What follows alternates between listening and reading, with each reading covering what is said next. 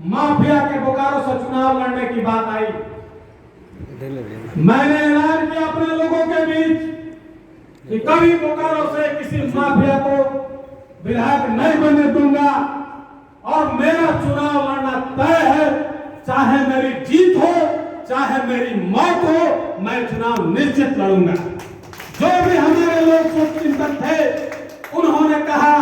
अभी आपका कम उम्र है, ये बड़े लोग हैं, ये बड़े माफिया हैं, आप गरीब गुरुओं की लड़ाई लड़ते हैं, इसलिए आप जल्दी आगे मत आइए, जल्दबाजी मत कीजिए, आप मारे जाएंगे, फिर हमारा कोई नेता नहीं बचेगा। संजोग से राम अवधेश बाबू उसी समय बोकारो आए हुए थे और उन्होंने अपने लोगों का बैठक बुलाया और उन्होंने कहा कि ये कम उम्र का नौजवान है, जोश में बोल रहा है, अगर इसे कुछ हो गया तो मैं देख रहा हूं कि बोकारो में गरीबों की लड़ाई लड़ने वाला फिर कोई नहीं बचेगा, इसलिए इसको इस लड़ाई से रोको, बचाओ और किसी तरीके से इसको पाल कर अभी और मजबूत करो, तब इसे हम आगे लड़ाएंगे। और उन्होंने मेरे घर पर आकर के कहा कि मैं जब कहूंगा तो मानोगे कि नहीं। तो मैंने कहा कि सर आप हमारे अभिभावक हैं, निश्चित तौर पर जब मैंने आपका नाम लिया है तो मैं आपका कर्म भी लेने का प्रयास करूंगा, इसलिए आपका जो आदेश होगा मैं उससे कभी पीछे नहीं हटूंगा। उन्होंने कहा कि मैंने कृष्णदयाल को कह दिया है चुनाव लड़ने के लिए, इसलिए तुम बैक हो जाओ, तुम चुनाव मत लड़ो। हमने कहा कि सर इसके लिए आपको सोचने की आवश्यकता नहीं है,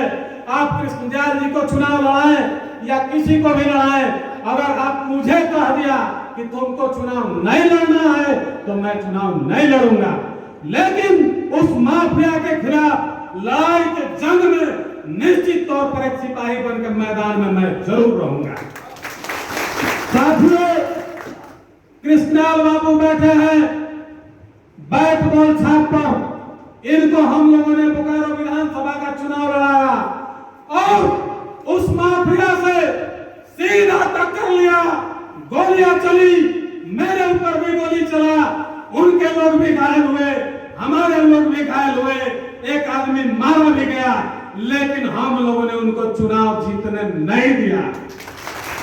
यह प्रेरणा है आपके नेता की, यह ताकत है राम अवधेश सिंह यादव के नाम का